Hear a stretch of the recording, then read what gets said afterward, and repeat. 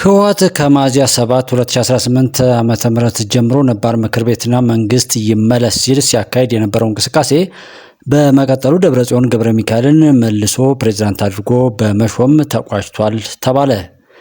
ጦርነቱ በስምምነት ከተቋጨ በኋላ ላለፉት ዓመታት ደብረጽዮን ገብረ ሚካኤል ከጦርነቱ በፊት ወደ ነበረው ስልጣን ለመመለስ እንደሚፈልጉና ለዛም እየሰሩ እንዳሉ ሲነገር ነበር። ከዚህ ባለፈው ህወሓት የስድስተኛው ዘመን ስድስተኛ መደበኛ ጉባኤ ሲል በጠራው ምክር ቤት ስብሰባ ወይዘሮ ኪሮስ ሀጎስ እና ወይዘሮ ምህረት በረሃ አፈ ጉባኤና ምክትል አፈ ጉባኤ አድርጎ መርጧል። የጊዜያዊ አስተዳደሩ ፕሬዝዳንት ሌተናንት ጀነራል ታደሰ ወረደ ህወሓት እየተከተለ ያለው አጥፊ መንገድ መሆኑን ከቀናት በፊት በሰጡት ቃለ ምልልስ ተናግረው ነበር።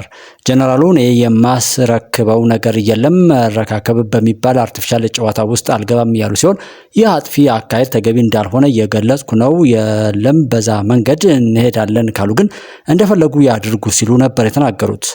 መቀሌ ያለው ሁኔታ ምን ይመስላል ስንል ትናንት ሰኞ ሚያዝያ 26 ቀን 2018 ዓ.ም ከምሽቱ 2 ሰዓት አካባቢ እስካሁን ማንነታቸው ባልታወቁ አካላት በክልሉ የፕሬዝዳንት ጽህፈት ቤት እና የፍንዳታ ድምጽ መሰማቱ ተከትሎ የጸጥታ ጥበቃው ተጠናክሯል ተብሏል። በዚሁ መሰረት ከትናንት ምሽት ጀምሮ እስከዛሬ በፕሬዝዳንት ጽህፈት ቤትና ምክር ቤቱ ዙሪያ ያሉ መንገዶች ታጥረው ለተሽከርካሪ እንቅስቃሴ ዝግ ናቸው ነው የተባለው። ፕሬዝዳንት ታደሰ ወረደ እስከ ትናንት ሚያዝያ 26 ቀን 2018 ዓ.ም በጽህፈት ቤታቸው የካቢኔ ስብሰባ በመጥራት መግለጫ በማውጣት ላይ የነበሩ ሲሆን ዛሬ ወደ ጽህፈት ቤታቸው ስለ መግባታቸው የታወቀ ነገር የለም። ይህ በእንዲህ ያለ ከጥቅምት 24 ቀን 2015 ዓ.ም የፕሪቶሪያ ስምምነት በኋላ ዛሬ ሚያዝያ 27 ቀን 2018 ዓ.ም ከረፋዱ 4 ሰዓት ከ25 የውጊያ ጀት በመቀሌ ሰማይ ላይ ታይቷል። የውጊያ ጀቱ እንቅስቃሴ በነዋሪው በተለይም ደግሞ በህፃናት ላይ ከፍተኛ ፍርሃትና መደናገጥ መፈጠሩን ቲክቫ ኢትዮጵያ የመቀሌ ቤተሰቦችን ጠይቆ ዘግቧል። በሌላ በኩል ይህን መረጃ እስከተጠናቀረበት ጊዜ ድረስ መደበኛ የህዝብ አውሮፕላን በራም ቀጥሏል። የፌዴራል መንግስት ህወሓት ነባር ምክር ቤትና መንግስት ይመለስ በሚል በጠራው ጉባኤ ደብረጽዮን ገብረ ሚካኤል መልሶ ፕሬዝዳንት ማድረጉን አስመልክቶ እስካሁን ድረስ የሰጠው ይፋዊ መግለጫም የለም። ከወራት በፊት የኢትዮጵያ ብሔራዊ ምርጫ ቦርድ ህወሓትን ከፓርቲነት መሰረዙ የሚዘነጋም አይደለም። በአጠቃላይ ከህወሓት እንቅስቃሴ ጋር በተያያዘ በክልሉ ያለው ውጥረት ከጊዜ ወደ ጊዜ እየተባባሰ ዛሬ ላይ ደርሷል ሲል የዘገበው ቲክቫ ኢትዮጵያ ነው። ወደ ቀጣዩ መረጃ ስናልፍ ዘመን ተሻጋሪው የአርበኝነት ታሪካችንን እናገኛለን። 85ኛው የአድዋ የድል በዓል 4 ኪሎ በሚገኘው የድል ሐውልት ከፍተኛ የመንግስት የስራ ኃላፊዎች በተገኙበት ተከበረ። በሐውልቱ ላይ የሚታየው 7 ሰዓት ላይ የቆመው የእሳት ምስልም አርበኞች አዲስ አበባን ተቆጣጥረው የፋሽስትን ባንዲራ አውርደው የኢትዮጵያን ሰንደቅ ዓላማ የሰቀሉበትን የረፋድ ሰዓት አቆጣጠር የሚያመላክት ነው ተብሏል።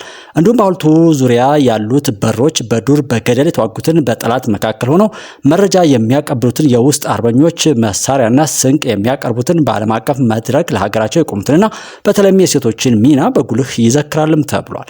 በዚያ የትግል ወቅት አርበኛ ለመሆን የግድ ዱር መግባት አይጠበቅም ነበር። በከተማ የነበሩትን መረጃ በመስጠት ምግብ፣ መድኃኒትና ጥይት በማቀበል የአርበኝነት ግዴታቸውን በመወጣት ኢትዮጵያ በምትፈልጋቸው ጊዜ ሁሉ ደራሽ በመሆንም ታሪክ ሰርተዋል ተብሏል። ዛሬም ኢትዮጵያ የልጆቿን አርበኝነትና ጀግንነት ትፈልጋለች። ነገር ግን የዛሬው አርበኝነት ትግል ሜዳው ዱር ገደል ሳይሆን የዕለት ተዕለት ህይወታችን ነው።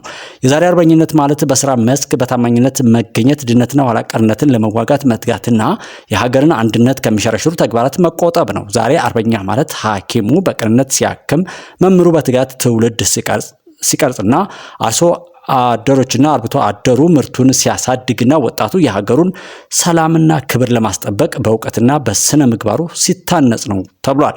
የታሪክ አርበኞች ሀገርን አቆይተውልናል። የዛሬ አርበኞች ደግሞ ሀገርን የማበልጸግና ለቀጣዩ ትውልድ የተሻለች ኢትዮጵያን የማስረከብ ኃላፊነትም አለባቸው። ለኢትዮጵያ ሰላም፣ ልማትና እድገት እውን መሆን የጋራ ጥረት፣ አንድነት፣ መተሳሰብ፣ መደማመጥ፣ መከባበር ያስፈልጋል። ይህ ከሆነ ታሪኳን አስጠብቃ የኖረችውን ኢትዮጵያ ማሻገርና ለትውልድ ማውረስ አይቸግረንም። እናም ከምንም በላይ ትውልዱ ኃላፊነቱን መወጣት ይጠበቅበታል ተብሏል በበዓሉ አከባበር ላይ። ለመሆኑ የመቀሌ ከተማ አስተዳደር ምሽቱን ስላጋጠመው ፍንዳታ ምን አለ ተብሎ ሲጠየቅ ሰኞ ሚያዝያ 26 ቀን 2018 ዓ.ም ከምሽቱ 2 ሰዓት በትግራይ ጊዜያዊ አስተዳደር የፕሬዝዳንት ጽህፈት ቤት አካባቢ የቦምብ ፍንዳታ ማጋጠሙን የመቀሌ ከተማ አስተዳደር ለመቀሌ ኤፍኤም ገልጧል ተብሏል። ይህ የቦምብ ፍንዳታ ሆን ተብሎ ህዝብን ለማሸበር የተፈጸመ ተግባር ነው ያለ ሲሆን በሰውም ይሁን በንብረት ላይ ያጋጠመ ቀላልና ከባድ ጉዳት የለም ብሏል። የጸጥታ አካላት ወንጀል ፈጻሚ አካላትን በቁጥጥር ስር ለማዋል የተቀናጀ ስራ በመስራት ላይ እንደሚገኙ ገልጾ ህዝቡ ሽብር ፈጣሪዎችና ላኪዎቻቸው ስርዓት እንዲይዙ መተባበር አለብን ሲልም አስገንዝቧል። በዚህ ዓመት በመቀለ ዩኒቨርሲቲ የአዲ ሐቂ ካምፓስ የውጭ አጥር 2 ጊዜ የቦምብ ፍንዳታ ተከስቶ ተግባሩን የፈጸሙ ተጠርጣሪዎች በቁጥጥር ስር ለማዋል እየሰራ እንደሆነ በመግለጫ ሲያስታውቀው የከተማው ጸጥታ መዋቅር እስካሁን ድረስ ግን ስለ ተጠርጣሪዎችም መያዛቸውም ሆነ አለመያዛቸው ለህዝብ ይፋ ያደረገው መረጃ የለም። ሚያዝያ 7 ቀን ነባሩ ምክር ቤትና መንግስት ወደ ስልጣን ይመለስ ሲል የወሰነው ህወሓት ማለት ነው ማክሰኞ ሚያዝያ 27 ቀን 2018 ዓ.ም የምክር ቤት ስብሰባ መጥራቱን በስፋት እየተነገረ መሆኑን የትክቫ ኢትዮጵያ መቀሌ ቤተሰብ አባል ዘግቧል ብሏል። ትክቫ ከዚሁ ዜና ጋር በተያያዘ ይህ ኋላ ቀር ቡድን ለትግራይ ህዝብ ጥፋት የበቀለ አረም ነው ሲሉ ፕሮፌሰር ክንድያ ገብረሕይወት መናገራቸው ተዘግቧል። የስምረት ፓርቲ ከፍተኛ አመራር የሆኑት ፕሮፌሰር ክንድያ ገብረሕይወት በትግራይ ያለውን ወቅታዊ ሁኔታ አስመልክቶ ጠንከር ያለ አስተያየትም ሰጥተዋል። ኋላ ቀር ሲሉ የጠሩት የህወሓት ቡድን ለትግራይ ጥፋት የበቀለ አረም ነው ሲሉ ገልጠውታል። አረሙ መወገድ አለበት ሲሉም ነው ያሳሰቡት። ይህ ሁሉ ለከት የለሽ እብደት ጦርነት ቀስቅሶ ህዝብን ይዞ ከመጥፋትና ከማተራመስ የዘለለ ይህ ነው የሚባል አዎንታዊ ውጤት የለውም ብለዋል። ቡድኑን ከጦርነት ውጭ መኖር የማይችል ሲሉ የገለጹት ፕሮፌሰር ክንደያ ያለፈው ይብቃችሁ መባል ነው ያለበት ሲሉ አሳስበዋል። ወደ ጠራው እሳት እሱ ብቻውን ይግባና ይለብለብ። ይህ ከጦርነት ውጭ መኖር የማይችለው አረም መነቀልም ወይም መወገድ ብቻ ነው ያለበት ሲሉም መልእክት አስተላልፈዋል። ፕሮፌሰር ክንድያ ገብረሕይወት በኢትዮጵያ ላይ እንግዲህ በጣም ፊት አውራሪ የባንዳነትን መሪነት ይዞ የገባው ህወሓት የሚለው ስለሆነ ከሻዕቢያ ቀጥሎ ህወሓት ለሀገራችን በሽታ ያው መዛመትና የዘረኝነትና ጎጠኝነትን የዘራውና አሁንም ድረስ በሱ ሰበብ እየተለበሰ ያለ ስለሆነ በዚሁ ዙሪያ ላይ ሌላ ተጨማሪ ነገር ስናገኝ አንገባም ብለው እምቢ ያሉ አሉ። በየቀበሌው ሰው እንዲተካ አድርገው ነው ስብሰባ ውስጥ ያስገቡት ሲሉ አቶ ጣማ ረዶም ነገራቸው ተነግሯል። ስምረት ፓርቲ የዛሬው የህወሓት ተግባር ጦርነት ማወጅ ነው ሲልም ለቲክቫ ኢትዮጵያ መናገሩን የተነገረው ህወሓት ዛሬ ማክሰኞ ስብሰባ ጠርቶ ደብረጽዮን ገብረ ሚካኤልን የትግራይ ክልል ፕሬዝዳንት አድርጎ ሾሟል። የስምረት ፓርቲ ማዕከላዊ ኮሚቴ አባል አቶ ጣማ ረዶም ዶክተር ደብረጽዮንን ፕሬዝዳንት አድርገው ሾሟል። ይህ ቀድሞ እንደሚሆንም እናውቀው ነበርም ብሏል። አቶ ጣመ በዝግ ስብሰባ ምክር ቤት ጠርተው ነው የመረጡት። አፈጉባኤና ምክትል አፈጉባኤም እንደ አዲስ መርጧል። የቃለ መሐላ ሂደትም አድርጓል። በከፍተኛ ፍርድ ቤት ፕሬዝዳንት ከዚያ በኋላ ካቢኔ ራሱን እንዲያቋቁም ስልጣን ሰጠውታል ነው ያሉት። አሁን በሚንቀሳቀሰው በህወሓት ማዕከላዊ ኮሚቴ ሆና የምትንቀሳቀሰው ኪሮስ ሀጎስን ነው አፈ ጉባኤ አድርገው የመረጡት። እሷ የቋሚ ኮሚቴዎችን ሰብሳቢና ምክትል ሰብሳቢ መርጣ እንድትሾምና እንድታቀርብ ስልጣን ወይም እኩልና ሰጥተዋታል ሲሉም ለቲክቫ ኢትዮጵያ ተናግሯል ብለዋል። ቲክቫ በ2013 ዓ.ም ከተመረጡት የክልል ምክር ቤት አባላት በእርግጠኝነት መናገር የሚቻለው 35 በመቶ የሚሆኑት አልተሰበሰቡም። ምክንያቱም የምክር ቤቱ አባላት ሆነው የስምረት የወረዶ ፓርቲ አባላት የሆኑት አሉ። የማንም አባል ያልሆኑ አዲስ አበባና ትግራይም ሆነው ያልገቡም አሉ ተብሏል።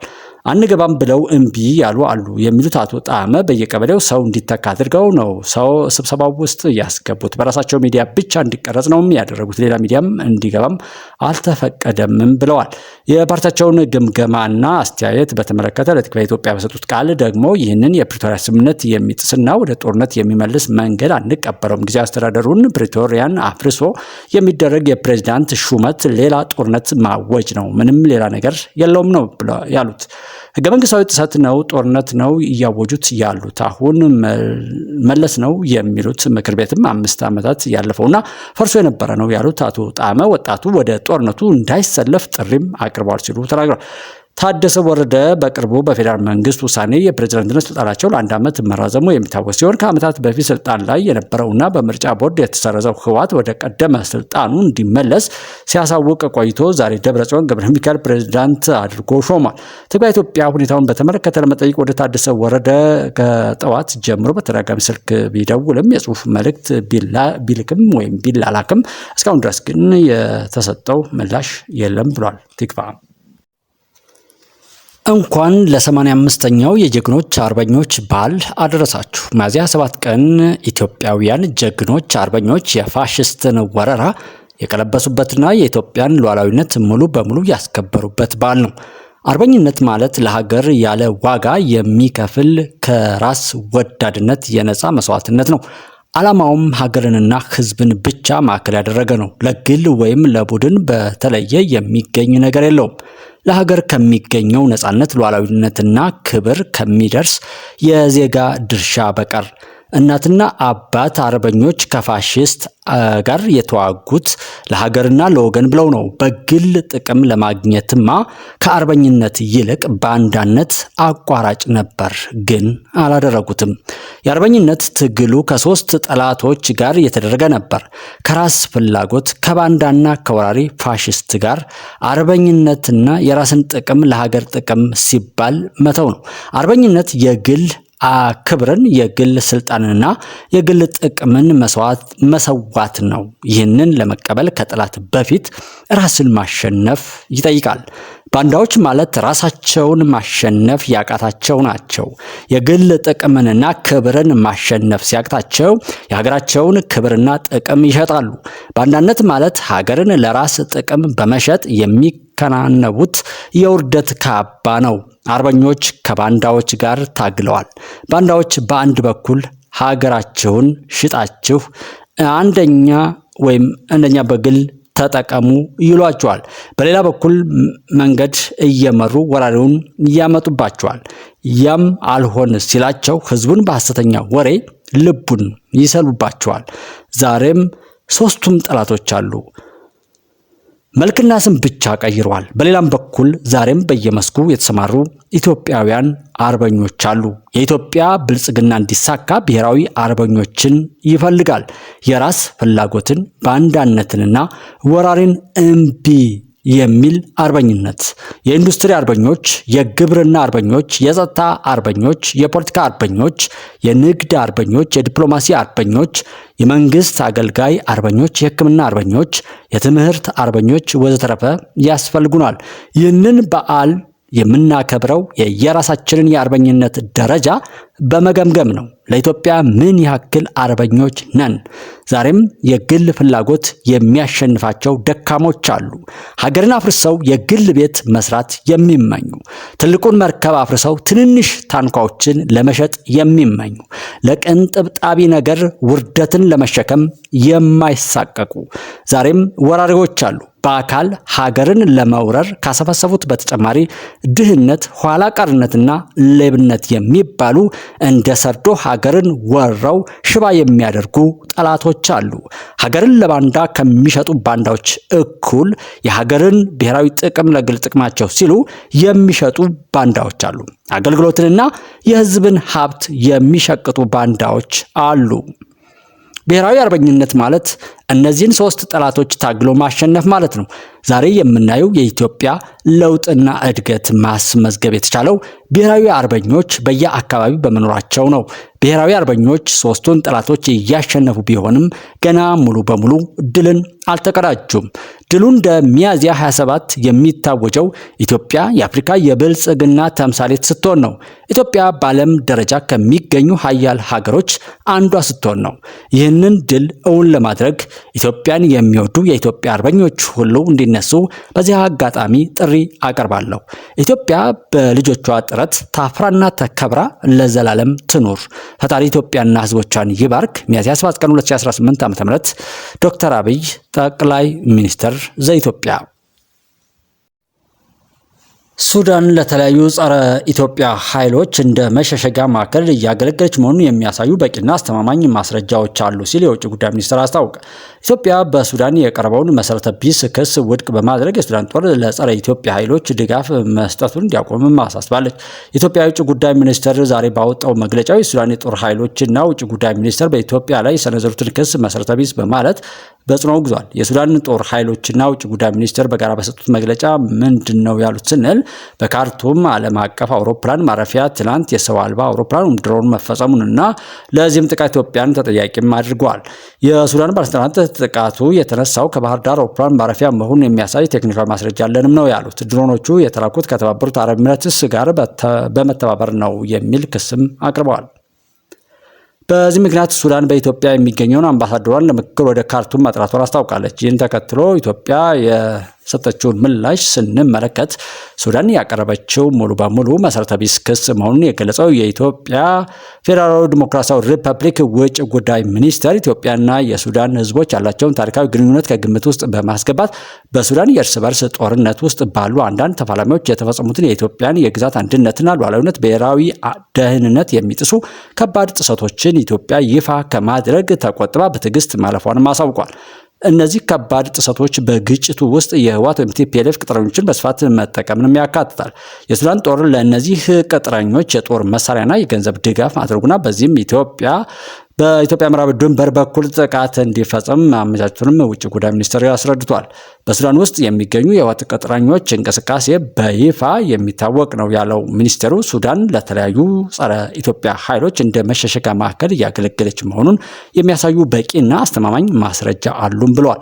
እነዚህ እኩይ ድርጊቶች እንዲሁም በቅርቡም ሆነ ቀደም ብሎ በሱዳን ጦር ኃይሎች ባለስልጣናት የቀረቡ ተከታታይ ክሶችና ውንጀላዎች የራሳቸውን እኩይ አጀንዳ ለማስፈጸም በሚፈልጉ የውጭ ኃይሎች ትዕዛዝና ዓላማ የተከናወኑ መሆናቸውም ግልጽ ነው ሲል ገልጿል። ሚኒስትሩ ኢትዮጵያ በዚህ አስቸጋሪ ወቅት ከሱዳን ህዝቦች ጋር አጋርነቷን እና ያላትን ወዳጅነት አጠናክራ ትቀጥላለችም ብለዋል። ኢትዮጵያ በሱዳን የእርስ በርስ ጦርነት ውስጥ ባሉ ተፋላሚዎች መካከል ለችግሩ ወታደራዊ መፍትሄ ስለሌለ የውይይት ጥሪዋንም ደግማ አቅርባለች።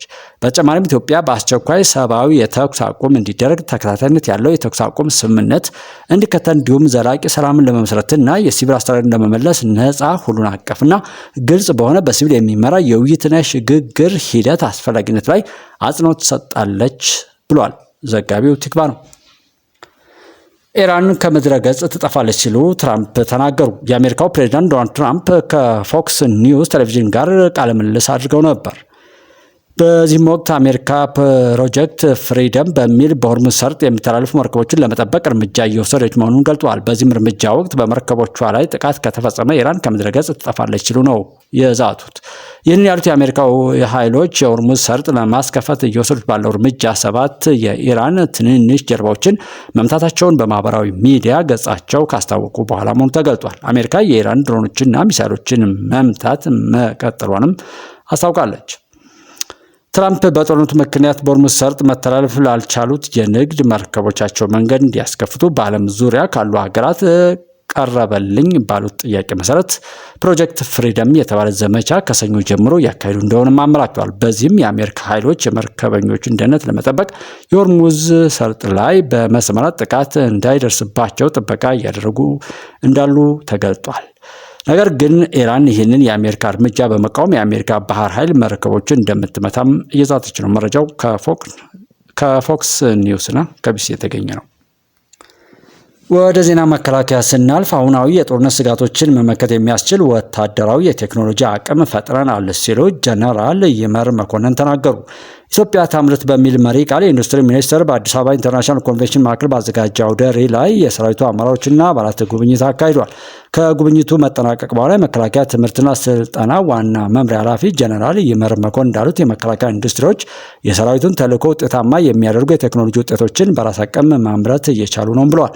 ኢትዮጵያ ማስጠበቅም ሆነ ማስፈጸም ለምትፈልጋቸው ብሔራዊ ጥቅሞች የመከላከያ ዝማኔና ጥንካሬ ወሳኝ ነው ያሉት ጀነራል ይመር ለዚህ ደግሞ አምራች ወታደራዊ ኢንዱስትሪዎች ያልተቆራረጠ ሎጂስቲክስ አቅርቦትን እንዲኖር ዋና መጋቢ የግብዓት ማዕከል ሆነው ያገለገሉ ናቸው ብለዋል።